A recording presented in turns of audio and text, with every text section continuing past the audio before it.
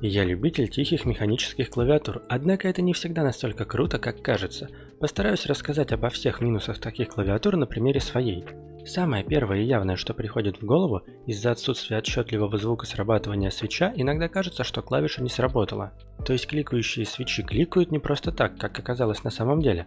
Ну и из-за специальной демпфирующей прокладки на стеме свитча нажатия на клавишу становятся не такими четкими. Ощущение такое, будто клавиша немного залипает, что ли. И также, даже если свитчи тихие, то стабилизаторы все еще могут сильно греметь. Но здесь уже приходится выбирать. Ты или печатаешь тихо, но с нюансами, либо громко и будешь всех окружающих соседей. Предлагаю вашему вниманию еще и тайпинг.